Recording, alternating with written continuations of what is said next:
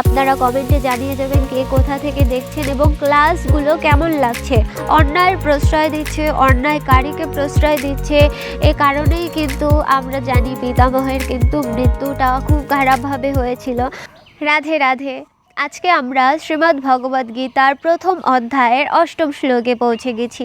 তো এই অষ্টম শ্লোক থেকে আমরা কি কি জানতে পারবো দেখি, এবং অষ্টমের পরে আমরা কতদূর পর্যন্ত যেতে পারি দেখছি। তো ভিডিওর শুরুতেই বলে রাখছি, আপনারা কে কোথা থেকে দেখছেন অবশ্যই কমেন্টে জানিয়ে যাবেন, কারণ আপনাদের নামগুলো পড়তে এবং আপনাদের লোকেশনগুলো পড়তেও আমার খুব ভালো লাগে। শুরু করছি অষ্টম শ্লোক। भावान् भीष्मश्च कर्णश्च कृपश्च समितिञ्जयाः अश्वत्थामविकर्णश्च सौमदत्तिस्तथैव च।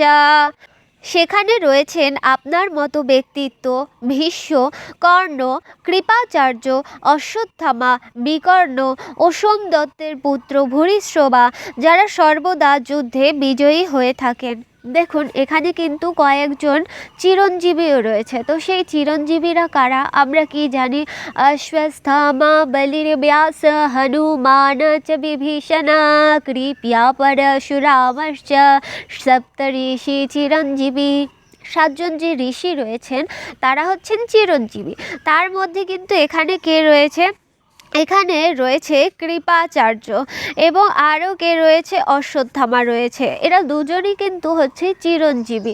তো তারা কিন্তু এই চিরঞ্জীবীরাও এখানে যুদ্ধ করছেন। এখানে নবম শ্লোকে কি আছে?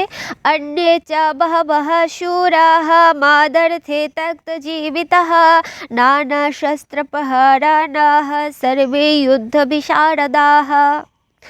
আরও বহু বীর রয়েছেন যারা আমার জন্য তাদের জীবন ত্যাগ করতে প্রস্তুত।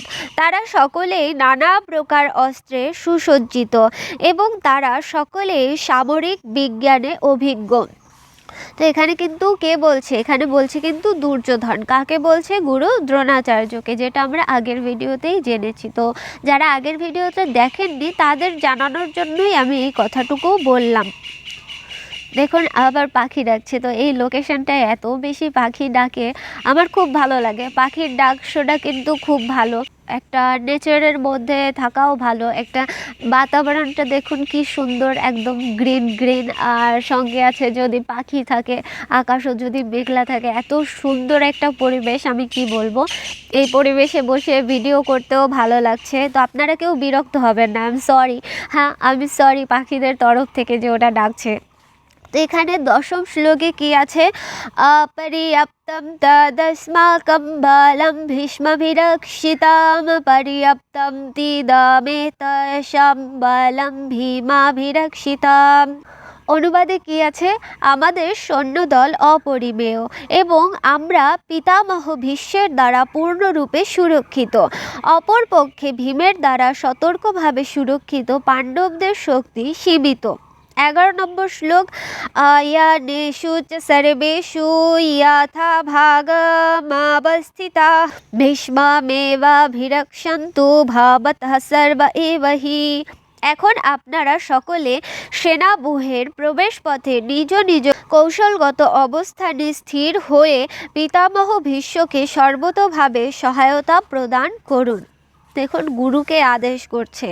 তো এরপরে 12 নম্বর শ্লোকে আছে কি? তস্য সঞ্জানায়ানঃ হর্ষম কুরু বৃদ্ধাঃ পিতামহঃ সিংহনাদম বিনদ্যোচ্চৈঃ শঙ্খম দদ্মৌ প্রতাপবান।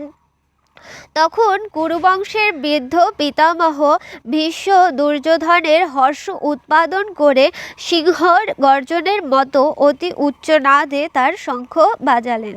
দেখুন এখানে কি করছে? অন্যায়ের প্রশ্রয় দিচ্ছে, অন্যায়কারীকে প্রশ্রয় দিচ্ছে।